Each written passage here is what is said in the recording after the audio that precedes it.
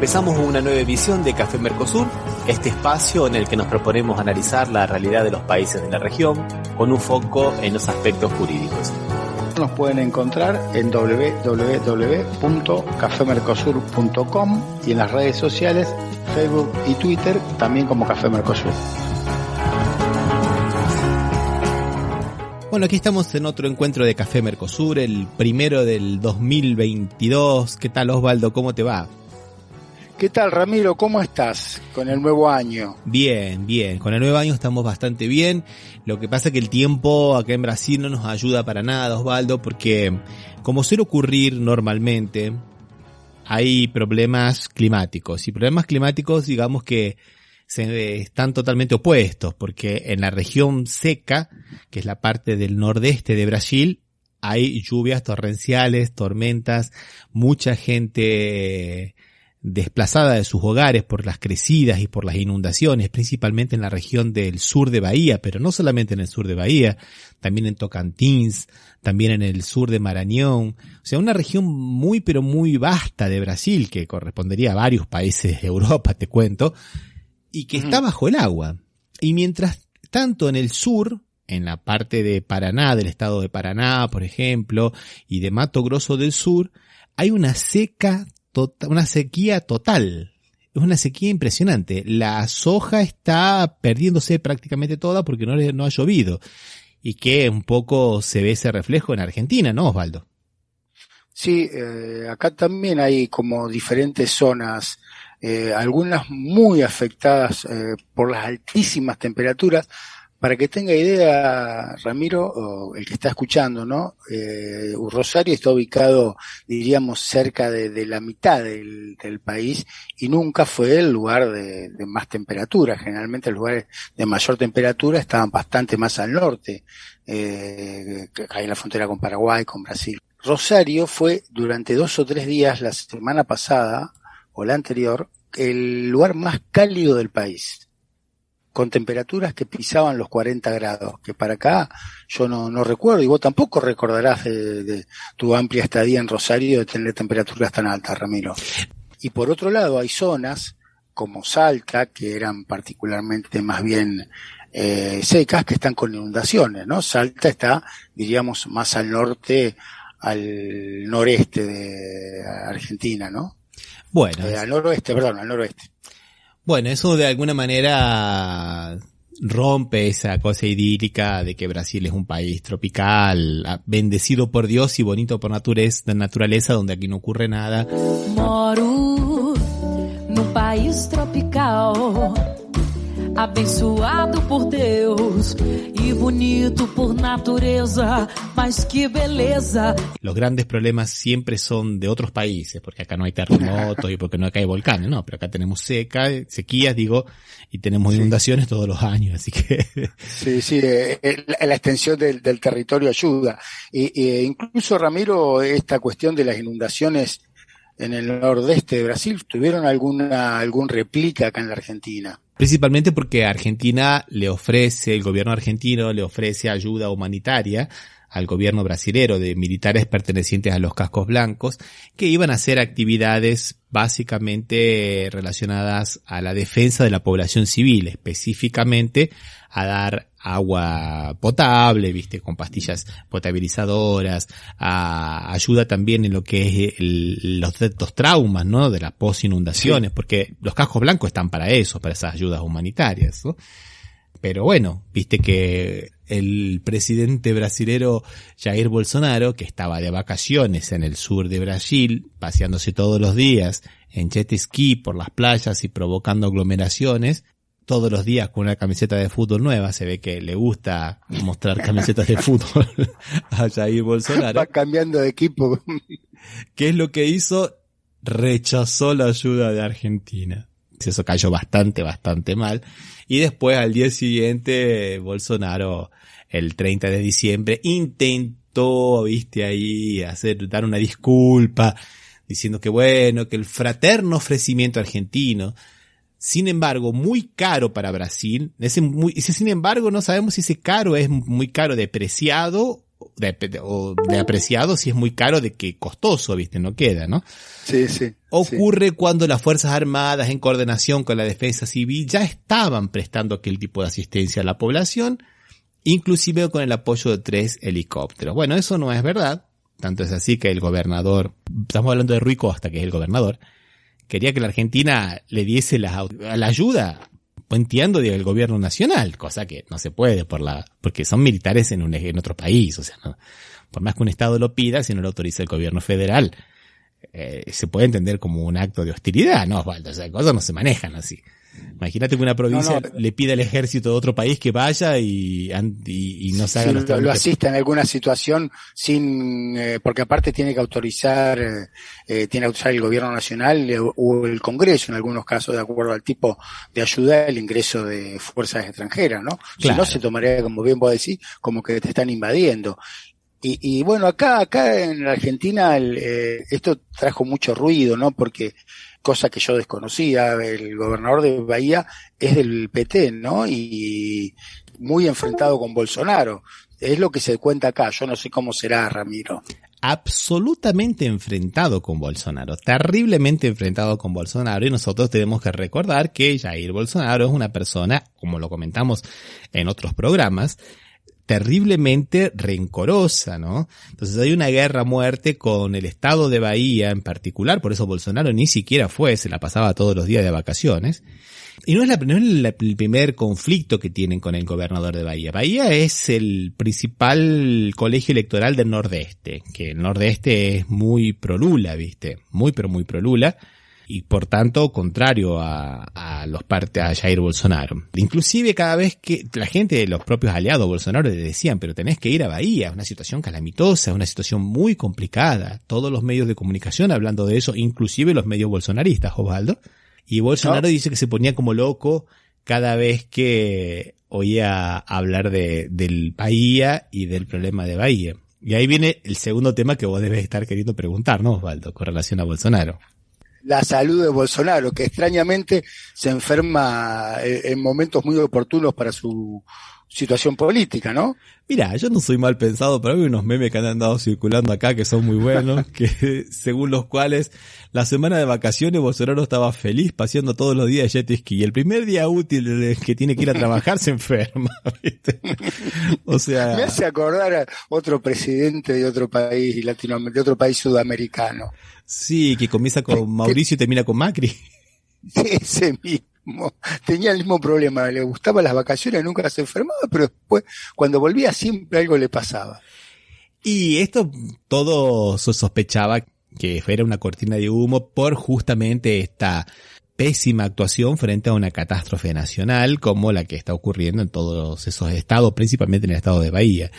Algunos decían, no, es un tema serio, lo van a operar. Bueno, el miércoles 5 dijeron, no lo van a operar, la operación puede quedar para febrero, no pasa nada, fue un malestar estomacal nada más.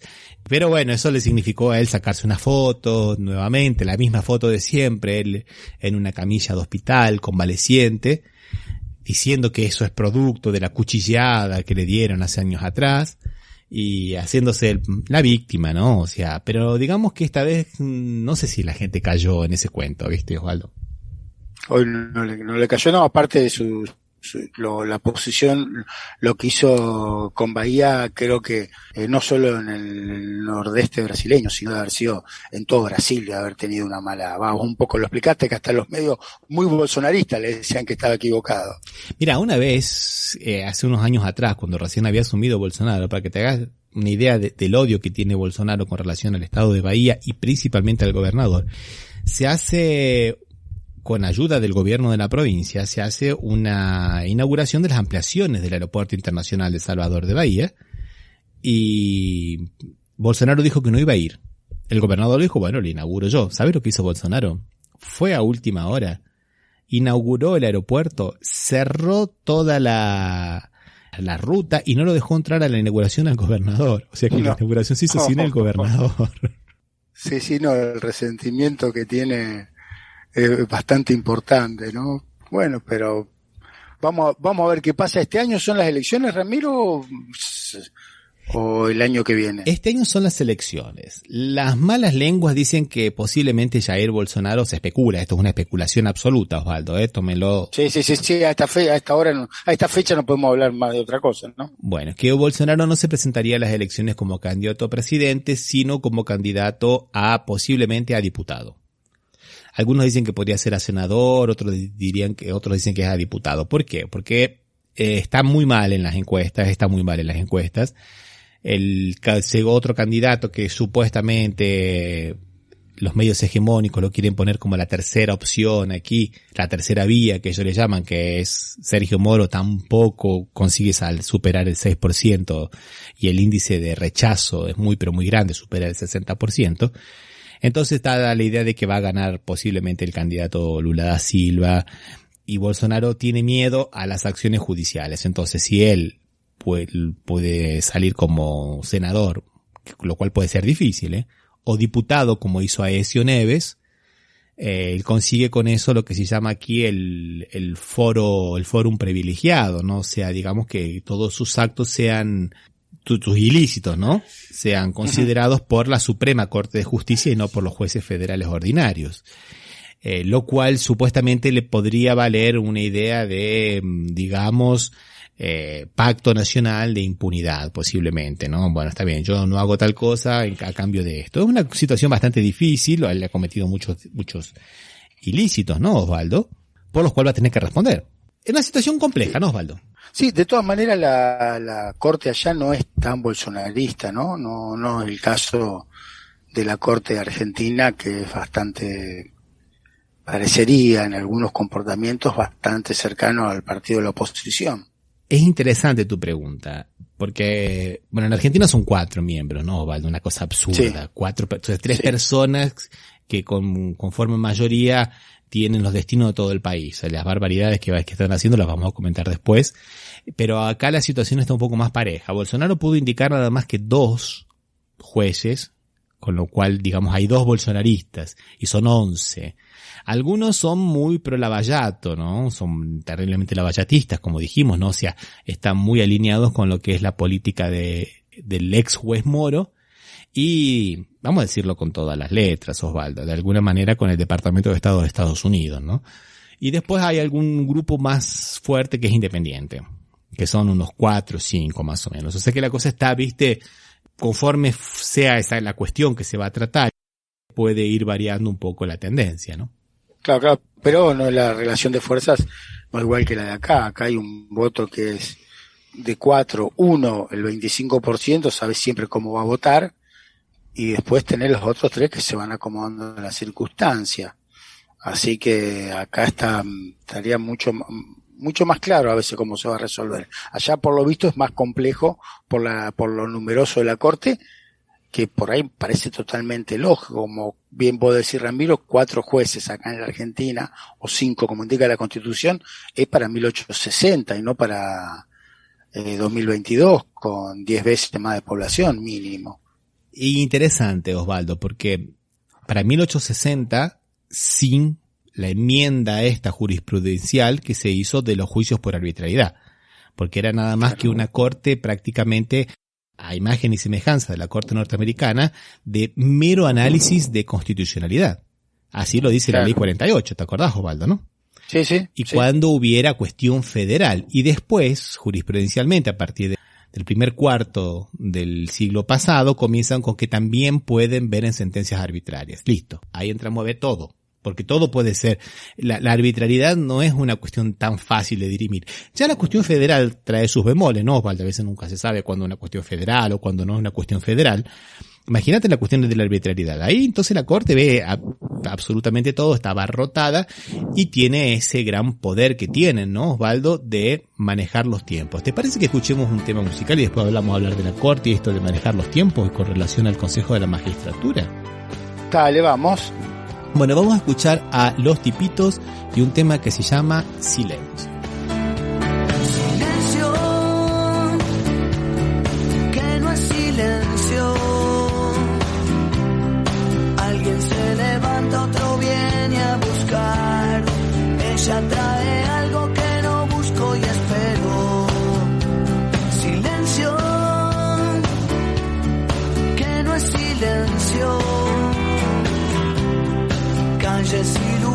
flores se cuelgan de mí, toda mi camisa está llena de anzuelos. Silencio, espero el silencio. Un montón de bocas como parlantes saturan el aire. Hoy que mi corazón se aturde en silencio, hablando solo cuando es tarde y ya no hay nada más que hablar. Hoy que mi corazón se agita en silencio por los gritos del amor.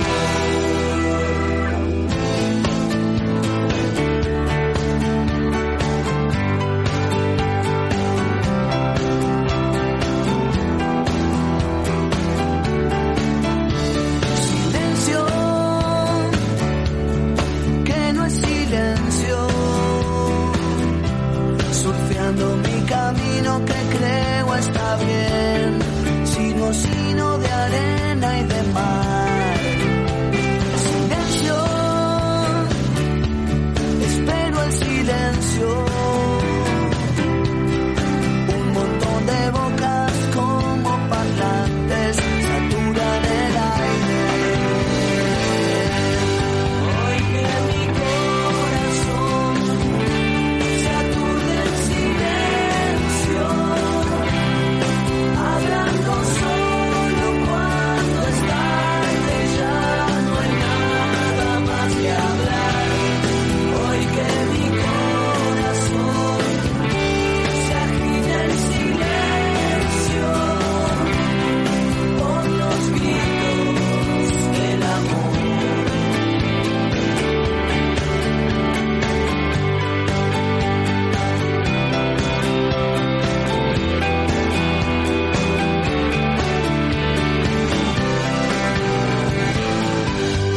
Hoy que mi corazón se aturde en silencio, hablando solo cuando es tarde y ya no hay nada más que hablar. Hoy que mi corazón no encuentra el silencio por los gritos revelados del amor.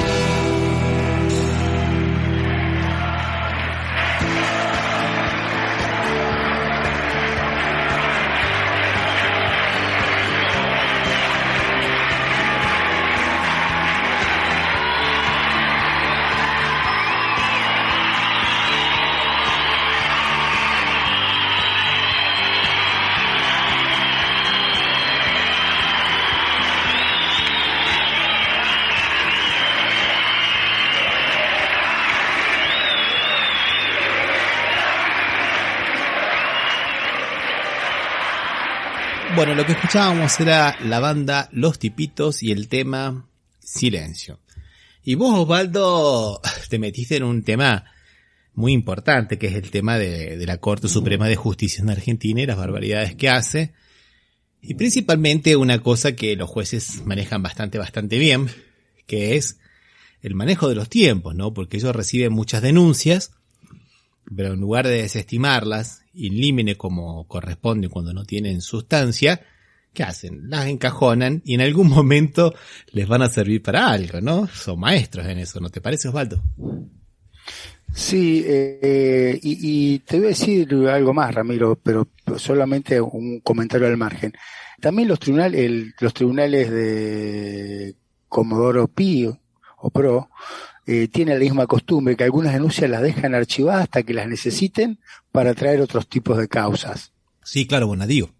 Bonadío era especialista en eso, pero no solamente Bonadío. Pero no es el único que tenía las causas cuando necesitaba. No, esa denuncia allá viene acá, pero no pasó en la competencia jurisdiccional o territorial de los tribunales de Comodoro Pi. No importa, viene lo mismo por atracción. Sí, o porque previno. Sí, como es anterior, tendrá que en principio tendría que ir a ese juzgado, pero ya había estado casi archivada por ese juzgado. Si antes entendía eso, ¿por qué va a cambiar el concepto? Esto es interesante para que nosotros sepamos cómo se van manejando los temas políticos con los temas judiciales, porque viste que hace un mes atrás hubo una reunión del ministro de Justicia de Soria con la Corte, donde el ministro de Justicia le dijo le cantó las 40 a la Corte, ¿no? Le dijo algunas cosas que no fueron muy agradables a los supremos escuchar, ¿no, Osvaldo? Sí. ¿Y cómo respondieron los supremos? Con nuevas sentencias, con nuevas resoluciones. Claro, resucitando una vieja causa por inconstitucionalidad que se hizo con la ley del Consejo de la Magistratura, sancionada en el año 2006, a instancia de lo que manda la Constitución de la reforma del año 1994, ¿no, Osvaldo? Sí. Al declararla inconstitucional, dándole ultra validez, ultra vigencia a la ley anterior. Con lo cual, la Corte Suprema de Justicia, o un representante de la Corte Suprema de Justicia, sería, como era anteriormente, antes de la ley del año 2006, el presidente del Consejo de la Magistratura. Se amplía el número de miembros para darle más participación a lo que se denomina el campo de los operadores jurídicos, ¿no? Jueces, sí, y menos representación política, y principalmente la caja vuelve a estar en manos de la Corte Suprema de Justicia, ¿no? La caja, porque la caja del sistema judicial tendría que estar en manos del Consejo de la Magistratura, que es una caja de bastante dinero, ¿no, Osvaldo? Y no quieren deshacerse de esa cantidad que manejan discrecionalmente. O sea, 15 años después sale, ¿no, Osvaldo? Sí, vos bien lo dijiste, lo manejan discrecionalmente, casi sin presupuesto, ¿no? Gastan donde quieren gastar y cuando quieren gastar.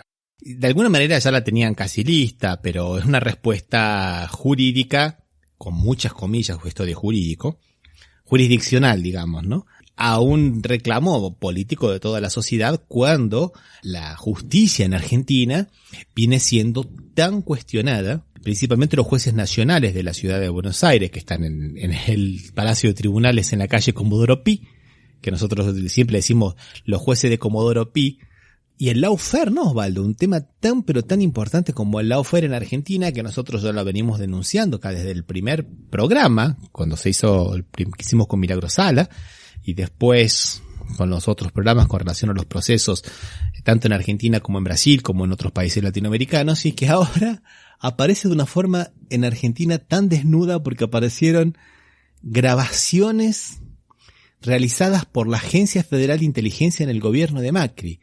O sea, ahora ya no cabe más duda, ¿no, Osvaldo? Sí, expresamente no hacen el reconocimiento, porque en realidad era público y notorio, pero lo que hacen es explicar cómo se llevaba adelante esta operación del lawfare, y aparte quedando claro que necesita de jueces amigos. Y de fiscales amigos. De jueces y de fiscales amigos. Tenés razón, del Poder Judicial todo, tenés razón, no solo de jueces. En realidad, mira te digo más, Osvaldo. Vamos a precisarlo. Ni siquiera es del Poder Judicial todo. Es un juez amigo dispuesto a todo. En Argentina se llamó Bonadío, el fallecido Bonadío, pero también está Ercolini. Un fiscal todoterreno, que todavía sigue siendo fiscal, es Tornelli, a pesar de que tiene muchas acusaciones en su contra y que durante 6 oportunidades no fue a declarar. Y después una cámara, que Macri armó una cámara de una forma absolutamente ilegal, trasladando jueces de otros foros para esta cámara para que le revisen las sentencias. Pero de una forma totalmente ilegal, porque eso tiene que ser por concurso, no puede ser así, te paso de un lugar a otro, y ni siquiera eran jueces, digamos, que estuvieran dentro de otras cámaras, sino que eran de otros foros. O sea, una truchada, porque se necesita entonces de un juez, de un fiscal y de una cámara. Lo mismo pasó acá en Brasil, acá teníamos al juez Moro, a los fiscales de la Lava Jato, pero también teníamos a la sala 8 del TRF4, que eran 4 jueces. Joao Pedro Gebran Neto, Carlos Eduardo Thompson Flores, Víctor Luis dos Santos Laus y Leandro Paulsen. Y eran básicamente refrendadores seriales, le ponían el sellito y dice aprobado. Y eso significa la no producción de pruebas. Cuando, por ejemplo, Cristina Kirchner dice, bueno, ya que me dicen que hubo sobrefacturación de obra pública, quiero que hagamos una pericial, no al lugar. a la pericial. Lula decía, bueno, acá dicen tal cosa, quiero hacer tal prueba. No se produce tal prueba, no al lugar. O sea, se lo acusa sin pruebas, no se le deja producir pruebas a la defensa, lo cual es una barbaridad, no se conocen las imputaciones, no se conocen las pruebas. Pero bueno, ¿eso cómo se consigue? A través de esto, juez, un fiscal y una cámara, ¿no, Osvaldo? Sí, que de todas maneras, Ramiro, podríamos decir hasta que era más prolijo en Brasil, porque habían hecho un procedimiento, yo creo que viciado de nulidad, porque se dejaba de tener el juez natural, sino que había un juez que entendía en todas las causas. Acá directamente los sorteos eran amañados, porque vos bien dijiste que el que entendía era Bonadío, y cada vez que sorteaban un juzgado era Bonadío, y tocaba un fiscal, era Stornelli. Sí. O sea, con un procedimiento amañado tenían el mismo resultado, que pone más dudas todavía en la justicia. Porque el otro, en definitiva, era un procedimiento que estaba legitimado. El de Argentina era de facto, como siempre caía en lo mismo. Ese sorteo nadie lo creía ya. Parece que todas las bolillas decían Stornelli, o mejor dicho, Bonadío, ¿no? Totalmente de acuerdo. Y la vez que no le cayó, cortaron la luz, hizo sorteo de nuevo y le cayó a Bonadío. No, perdón. Bonadío de nuevo. A Ercolini. Ercolini, bueno, que es lo... El alter ego de... Claro. Sí, realmente son situaciones que dejan expuesta claramente cómo se estaba manejando el lawfare acá en la Argentina. Escuchemos ahora, Osvaldo, un audio que es de un subcomisario que también es un contador. Lo deja totalmente claro a eso, ¿no? Estamos hablando de Hernán Casaza con relación a lo que fue el lawfare en la provincia de Buenos Aires, esta persecución que se hizo con el que todavía sigue siendo el procurador de la provincia, Comte Grant, con el ministro de Justicia y de la provincia, para meter preso principalmente a los sindicalistas, ¿no? Te voy a decir una sola cosa, que en realidad no era una persecución a Comte Grant, no era a Comte Grant, sino que Comte Grant era funcional a esa persecución a los sindicalistas. Exactamente, por eso tenés razón, por eso que hoy le están pidiendo el juicio político, que renuncie el juicio político, porque era justamente parte necesaria de esta persecución. Escuchémoslo y lo comentamos, ¿qué te parece? Vamos. Mira, con respecto a cómo viene Asuntos Internos con Berra, es exactamente la oficina donde, por orden de Ritondo, buscaban toda la información para empapelar las causas. Era el armado judicial, la mesa judicial que tenían, con Salvador Vidal, Contegrán, que era una locura que esté ahí, y Ritondo, olvídate. Ese armado, ese entramado, esa oficina era la que tenía, porque tenía acceso a los NOSI, hablaba con la UIF, pedía información de todos lados, que estaba autorizada para pedir información, siempre y cuando en una investigación formal, la usaban como mesa para juntar toda la información, en donde derivaban después los diferentes armados. Por ejemplo, toda la documentación que empieza con los dragones, las casas, con Carbone, era toda documentación que se logra incorporar a la causa gracias a este entramado que tenían de búsqueda de información. Lo mismo pasó cuando salió el informe bien detallado que ingresa en el informe de la UIF, con todos los nombres, las ventas de los terrenos, a Miller, donde decía la construcción de los hoteles, etcétera, etcétera. Esa toda información que era presentada por esta mesa de investigación que tenían clandestina. Por eso era tanto el ingreso de información a la causa judicial de nuestro amigo, que sí o sí había que matarlo. Me consta, ¿por qué? Porque iba gente, ¿viste?, del ministerio interesado en ese armado, así que no dudo que ese era el vínculo y que tanto daño trajo en la causa de él, por esta información que ellos presentaban, porque ¿de dónde sacaban esa información concreta? Quedó claro de lo que dice el subcomisario, que pone blanco sobre negro algunos nombres, que para los que no lo conocen mucho, a Vidal la nombramos varias veces, era la gobernadora. Contegrán ya tuvo participación en el programa de hoy, lo nombraron un par de veces, que era el jefe de fiscales. Y faltaba Ritondo, que es el ministro de Seguridad, que hoy es diputado de la provincia de Buenos Aires, que eran los encargados, según de palabras del subcomisario, de armar esta estrategia judicial de persecución a algunos dirigentes gremiales.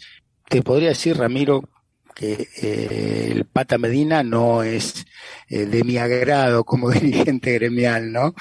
Pero justamente si ellos decían que tenían tantas reservas con el Pata Medina, es de la UOCRA, de La Plata, la Unión Europea de la Construcción de La Plata, ¿por qué no hicieron bien las cosas? Porque ¿cómo quedaron las cosas? Lo único que hicieron fue facilitarle la defensa.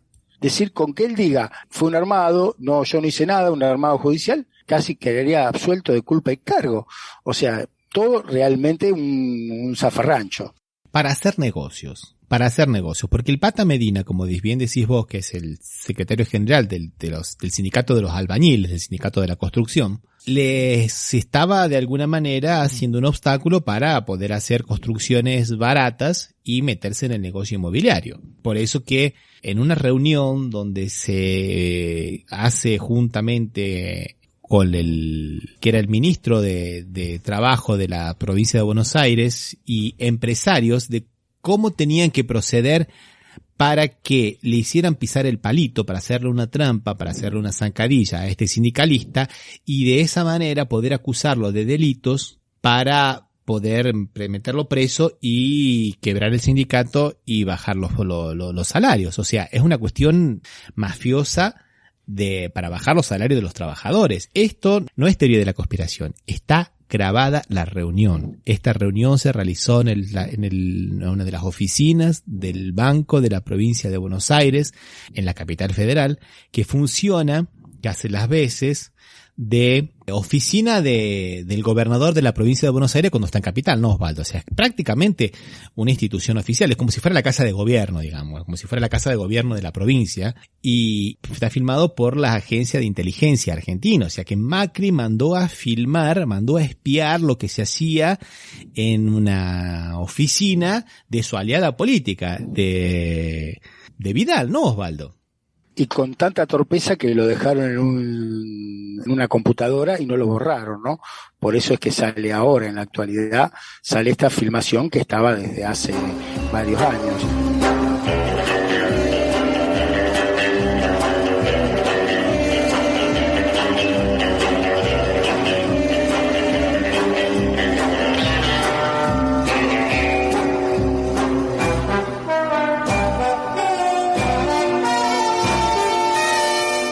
Que me gustaría destacar sobre esa filmación es una afirmación que parece que fuera inocente o ingenua que hace el ministro de Trabajo, que es de la construcción de una Gestapo. Dice que él prefería tener una Gestapo. Y me parece que no es ingenuo usar el término Gestapo, porque la Gestapo era la policía secreta del gobierno durante la Alemania nazi. Si bien venía de antes, se promovió mucho con la Alemania nazi. Y su principal objetivo era perseguir originalmente comunistas y sindicalistas.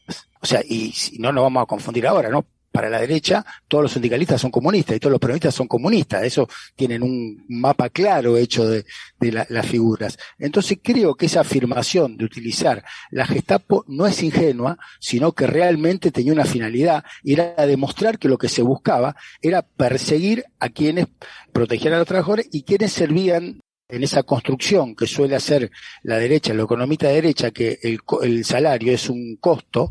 Entonces, en ese costo, reducir ese costo a través de la persecución de quienes defienden el salario. Te propongo que escuchemos una canción, Osvaldo, y después seguimos con este tema de la Gestapo que también colocaste, y con algunas otras diferencias entre lawfare, la Gestapo, y lo que era también otra cosa que se está cuestionando bastante ahora, por lo menos se intenta emparentar bastante, que fue el famoso Watergate. ¿Qué te parece?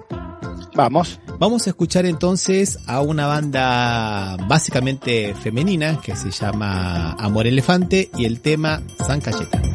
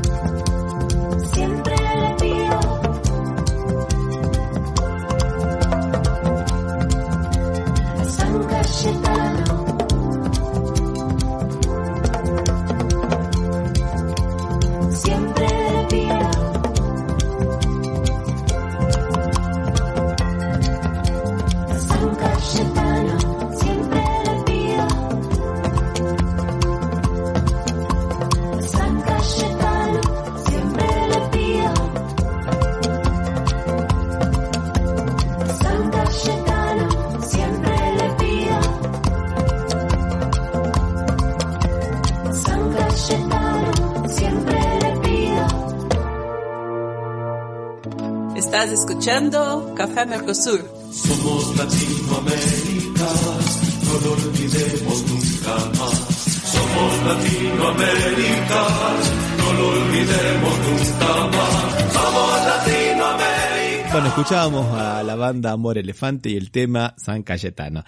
Y vos sabés, Osvaldo, que con estas grabaciones hay que verlas también, lo que se llama ahora el blockbuster de Macri, ¿no, Osvaldo? Porque parece que Sí. las hizo Macri para extorsionar a todo el mundo, a tal punto que en plan mafioso, Osvaldo, esta es una frase que debería haber entrado en El Padrino 3.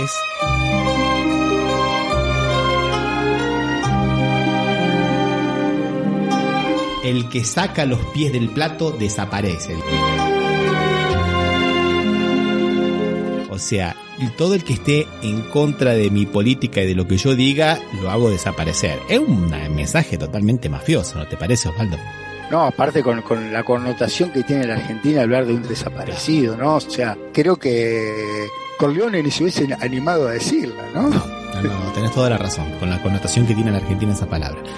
Porque Argentina no es una frase que se usa por usar, ¿eh? No. Por eso hay muchas filmaciones como esta que fueron descubiertas de casualidad. No nos olvidemos que la Agencia Federal de Inteligencia está intervenida por la doctora Camaño desde que asumió Fernández. Asumió Fernández que en su campaña dijo, ¿te acordás? Vamos a terminar, basta, nunca más de los sótanos de las agencias de inteligencia que operaban para todo el mundo mafioso, digamos. Porque necesitaban, había un rack de varios discos rígidos que estaban medio que llenitos y necesitaban vaciarlos para seguir usándolos, ¿no, Osvaldo? Como hacemos. Y ahí los jóvenes de informática, chicos muy jóvenes, menos de 30 años, se encontraron con esas grabaciones y se las fueron y se le dijeron, mire señora Camaño con lo que nos encontramos. Y se encontraron con lo que ahora se dice que no es una filmación, sino un blockbuster, refiriéndose a una extinta cadena de video, ¿te acordás, Osvaldo? Sí, sí. De Macri. En el cual ha espiado a todo el mundo, ha espiado a propios y a enemigos, ¿no? Es una de las cosas que se lo diferencian por ahí de lo que es el Watergate. Porque en el Watergate se espiaba a los otros, no se espiaba a los propios, ¿no? Acá hay un esquema de extorsión, por un lado, y por otro, como bien dijiste vos, acá se trata para perseguir a ese otro. Ese otro hoy se llamaban los operarios de la construcción, los obreros de la construcción a través de su representante de su sindicato, el Pata Medina. Otra vez se llamaban los maestros, ¿te acordás la cruzada que tenía la gobernadora Vidal en contra de los maestros y principalmente con la figura de Baradel, que era el secretario general del gremio de los maestros? Sí, Sindicato Único de Trabajadores de Buenos Aires, sí. Y contra todo el mundo, y contra todo el mundo. Entonces ellos tenían el blanco mediático. O sea, vamos a pegarle a mediáticamente con todos los canales, pero también tenemos la mesa judicial para armarles causas en tribunales amigos, con jueces amigos, para perseguirlos y encarcelarlos. O sea que muy propio, mucho más propio, como bien dijiste vos, Osvaldo, de un régimen hitleriano que de la tibieza del Watergate, ¿no, Osvaldo? De hecho, Ramiro, me sacaste un tema importantísimo, que cuando desde que se crea la Gestapo, necesitaba de la justicia amiga, que no los revisara porque estaban siempre sus investigaciones al borde de la ley, no tenían ningún respeto a los principios individuales, la protección de ningún derecho, entonces necesitaban, y ellos mismos reconocen que esa misma, usar la palabra Gestapo, significa que necesitan sí o sí de la intervención del Poder Judicial, como bien vos dijiste, no solo un juez, sino que un fiscal, porque dentro de todo, Contegrán es el jefe de los fiscales. Sí, y exactamente, es la teoría penal del enemigo, creada justamente por el jurista nazi, Carl Schmitt. Es lo mismo que se aplica en Brasil, es lo mismo que se aplica en todos lados, ¿sí? Todo el mundo recuerda a Carl Schmitt, a la teoría penal del enemigo, porque básicamente es eso. Lo hemos dicho en otras oportunidades y ahora tenemos, digamos, la prueba documental, ¿no? Cuando tenemos la película ahora, Netflix se quedó corto. Sí, sí, ahora... A ver qué inventa Netflix para empardar esto, ¿no? Aparte, dicen que hay 400 horas y solamente fueron unos, no sé si llega un minuto lo que hay, ¿no? Sí, creo que por ahí 2 minutos nada más. Donde... O sea, ahí que son 400 horas, puede ser muy jugoso. Y habla aparte de la tranquilidad y lo lejos de la persecución que se sentían para hablar con los términos con que habló el ministro de Trabajo. El ministro de Trabajo. Sí. Quien tiene que velar por el derecho de los trabajadores. Bueno. Pensaba en crear una Gestapo. Estas prácticas, Osvaldo, tienen un saldo muy, pero muy palpable.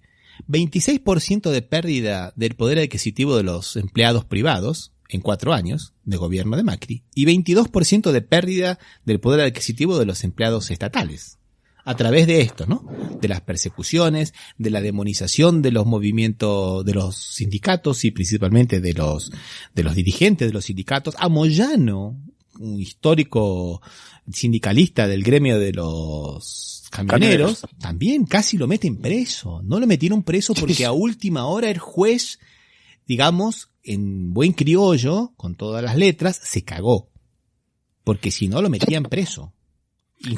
Al juez, los abogados de la AFI ya le han hecho la sentencia, la resolución de detención de Pablo Moyano, el hijo de Hugo.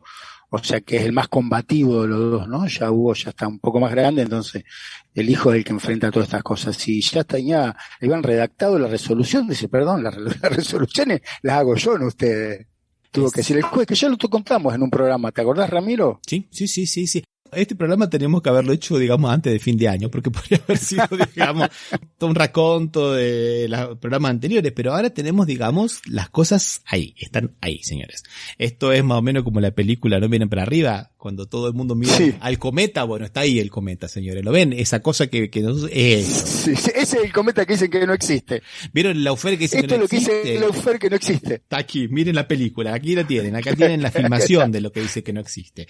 Esto es lo mismo. Película muy interesante esa No Miren para Arriba, que ha creado muchas polémicas, así que yo sugiero mucho verla y me parece una película bastante mala, Osvaldo, pero para los tiempos que estamos es una película excelente, porque en los tiempos, digamos, donde hay una gente tan, digamos, preñada de literalidad, que no entiende un significado irónico ni nada por el estilo, me parece que tiene una vigencia impresionante, Osvaldo. Yo la vi anoche, te digo, Ramiro, porque no había tenido tiempo de verla antes con el laburo y todo a fin de año, pero la vi realmente. Yo no digo que sea una excelente película ni que vaya a destacarse como la mejor película de la historia, nada, pero los temas están bien tocados y demuestran realidades que nos están invadiendo todos los días.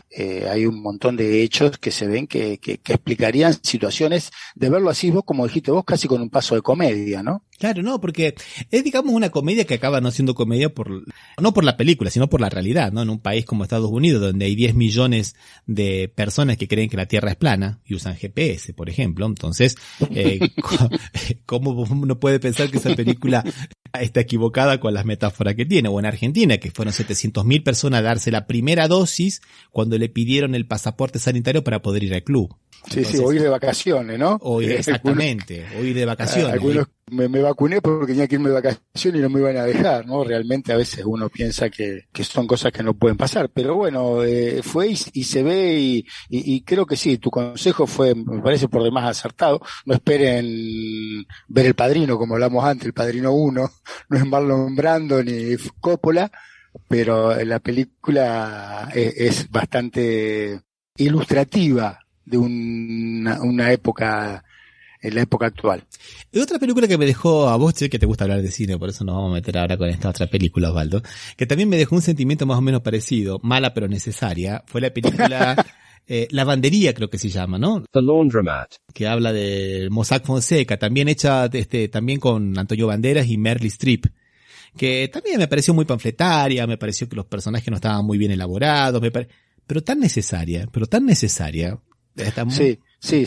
Hay muchas películas que a veces exageran un poco. La otra vez vi una, no me acuerdo, o sea, con los estereotipos, pero sin embargo a veces es necesario para que sea más claro y más evidente, ¿no? Resaltar el estereotipo.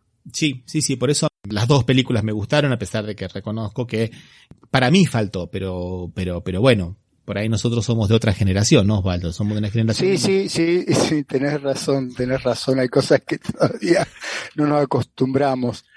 Ahora el lenguaje parece que sería otro, pero si sirve para comunicar cosas que nos hacen abrir los ojos, yo te digo que suscribo totalmente, ¿no? Así es. Escuchamos otra canción, ¿qué te parece, Osvaldo? Vamos. Bueno, vamos a escuchar a la banda Cafundó, y ya que estamos en el primer programa, vamos a escuchar el tema que se llama Enero.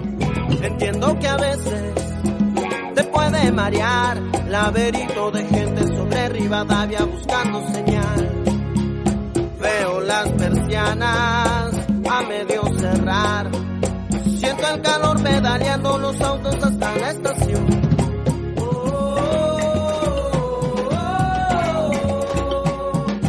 Siento el calor pedaleando los autos hasta la estación. El sol pega en la calle, primera quincena de verano. Es verdad, me quiero ir, pero parece que no da. Te vi parando ahí justo antes de llegar. Yo venía colgado de un corte que iba a pasar.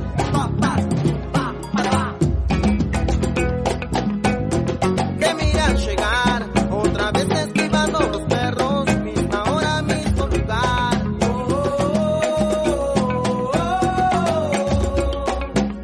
Siento el calor pedaleando los autos hasta la estación. El sol pega en la calle, primera quincena de verano. Es verdad, me quiero ir, pero parece que no da. Que se mueva la tierra, que se mueva la tierra, que se mueva la tierra.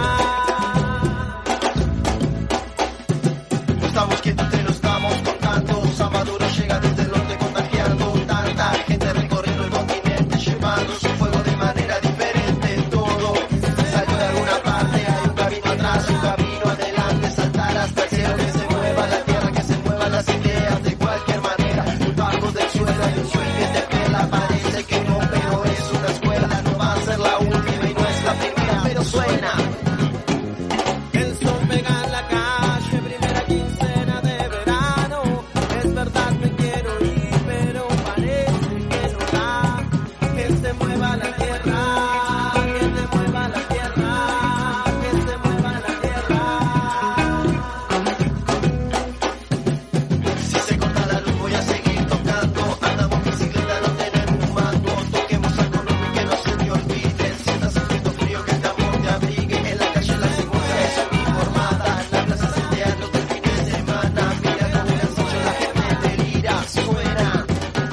Saltar hasta el cielo, que se mueva la tierra, que se muevan las ideas de cualquier manera. Debajo del suelo hay un swing que te pega. Déjalo que brote, que salga pa' afuera. Cuando el cáptico suena, déjalo que salga pa' afuera. Si la manija te quema, déjala que salga pa' afuera. Que la tierra se mueva y que salga pa' afuera. Que se mueva la tierra. Bueno, escuchábamos a la banda Acá Fundó y el tema Enero.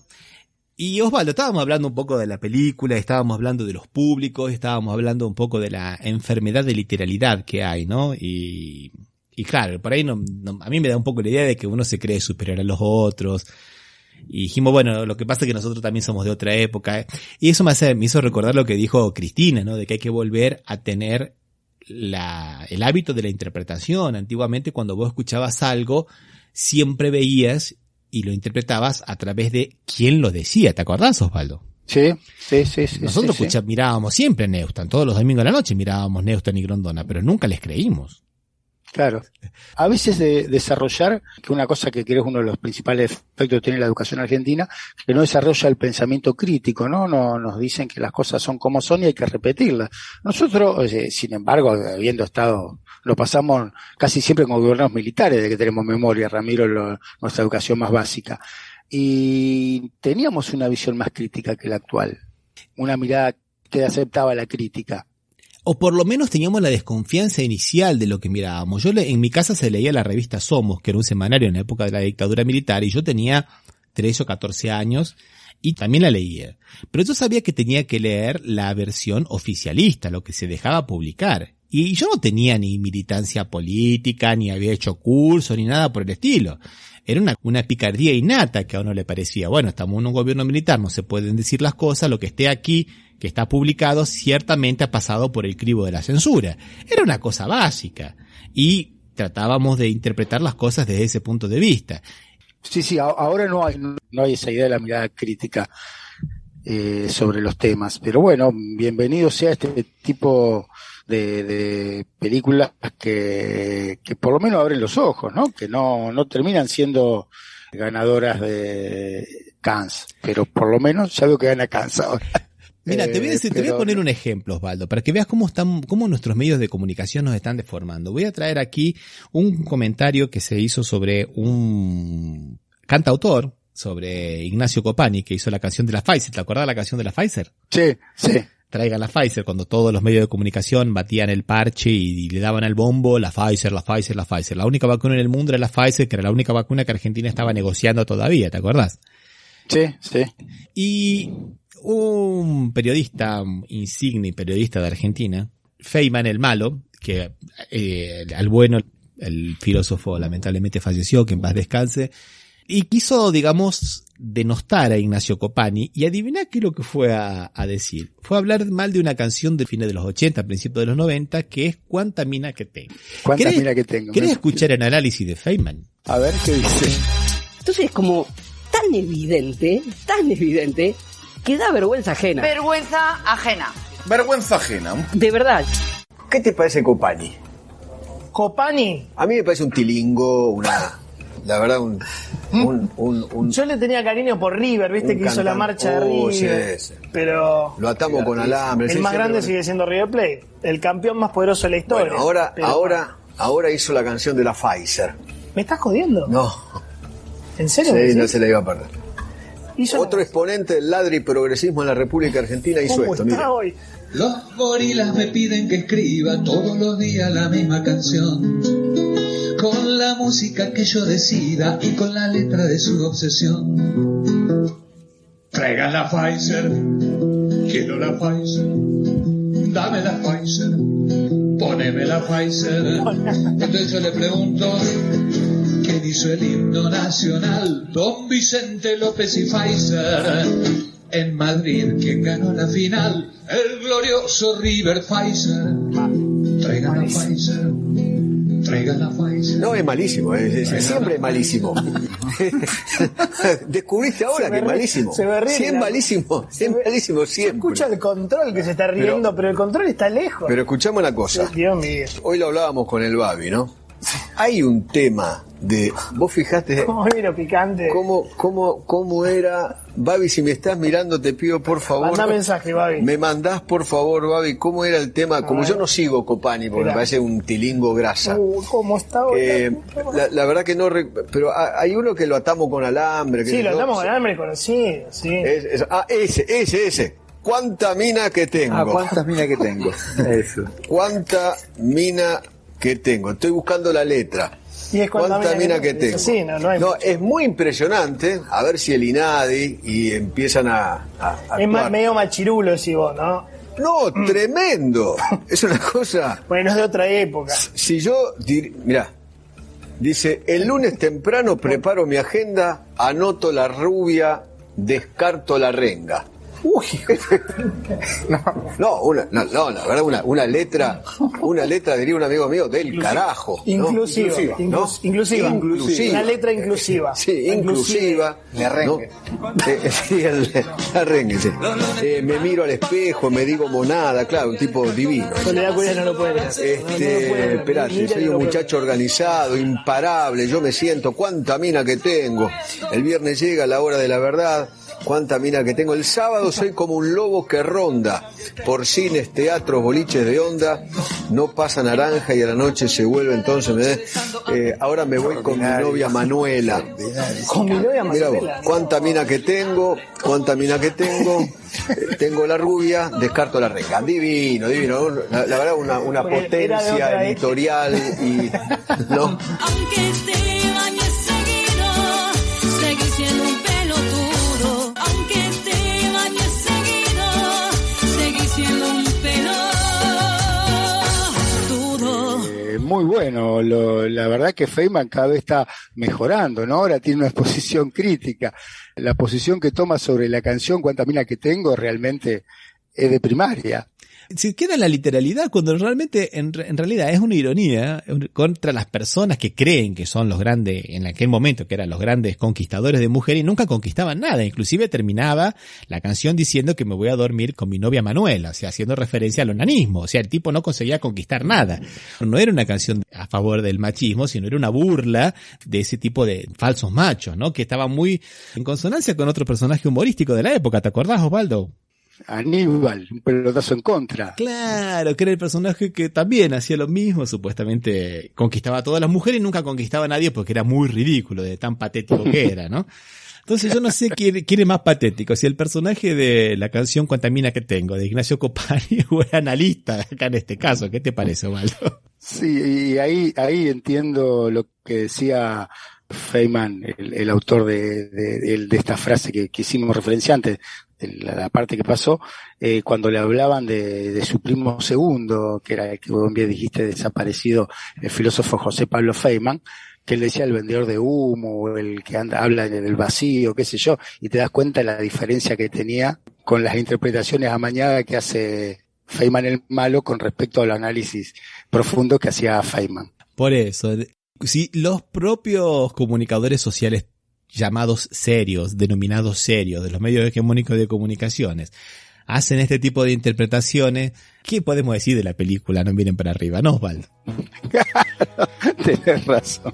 Bueno, Osvaldo, dejamos Tenés por razón. aquí, le mandamos un abrazo muy grande a la audiencia de la radio FM Impacto de la ciudad de Villa Gobernador Galvez y nos encontramos en el próximo programa.